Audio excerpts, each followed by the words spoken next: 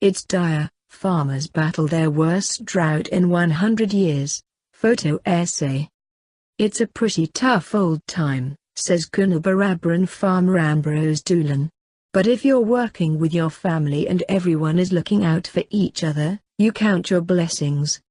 In the central west region of New South Wales, farmers continue to battle a crippling drought that many locals are calling the worst since 1902. In Warrumbungle Shire, where sharp peaks fall away to once fertile farmland, the small town of Coonabarabran is running out of water. The town dam has fallen to 23% of its capacity and residents are living with level 6 water restrictions. There are real fears the town will run dry. Doolan and his wife, Lisa, run 9,000 acres with Angus cattle outside of the town on their property, Toorawandi. Their son Mick has followed them into the farming business and has his own property, and their daughter Emily, a town planner, returned home this year to work on the family farm. What a year to do it, Doolan says. My dad didn't want me to be a farmer and I think this is why. We were a bit the same with our son, we didn't want him to be a farmer. But you are what you are. Last year the Doolans recorded their fourth lowest average rainfall and it has been followed by even drier conditions. They have sold whatever stock they can and spend their entire days at the moment feeding the cattle that remains because the pastures have dried up. Farmers in this part of N.W.O are importing almost all food for their livestock from as far away as South Australia as prices rise with demand. The continued cost of buying feed is causing many to question their future on the land.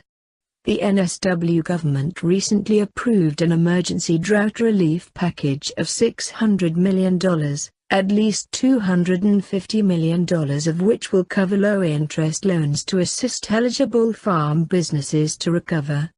The package has been welcomed but, in the words of a local farmer, it barely touches the sides. With the prospect of a dry El Niño weather pattern hitting the state in spring, the longer-term outlook is dire. Jess Taylor and her husband, Robert, are fourth-generation farmers, running a mixed sheep and cattle farm 25 kilometers northwest of Coonabarabran. They are raising 4 children, 2 not yet in school, while dealing with the stress of nearly 2 years without substantial rain. Bills from trucking in food for their sheep and cattle are running as high as $20,000 a month. Robert left the property recently to take up shearing work to bring in much-needed cash, leaving Jess to manage the farm and care for their children on her own. There's just no income. Whatever the farm is making is going back into feed for whatever we have left, she says. It's hard to know what to do. The family sold their healthier stock last year before the market took a huge dive, Jess says. The ewes on the property are abandoning their lambs because the dry pastures and lack of food have reduced their ability to produce enough milk. We've got close to 30 orphan lambs that we're hand-feeding, Jess says. We lost quite a few of them in the cold snap that just came through despite doing the best we could for them. Charities such as BioBale, where people can purchase hay bales for local farmers, have been some assistance.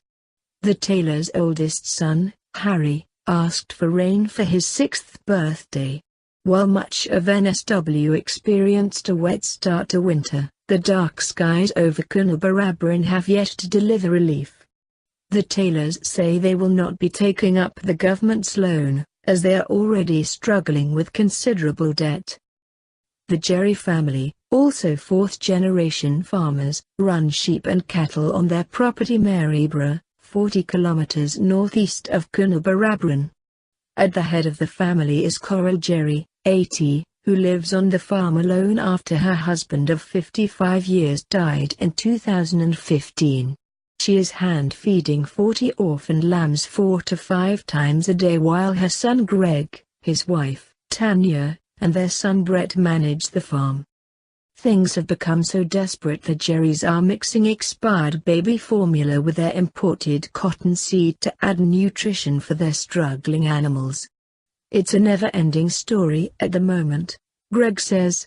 Every week there's a chance of some sort of rain, but when it happens it's usually 1 or 2 mils, which does nothing. We actually got 19 mils the other day, which was beautiful. He says it would take 100 millimeters of rain to deliver long-term improvement to a property that currently looks a bit like the surface of the moon.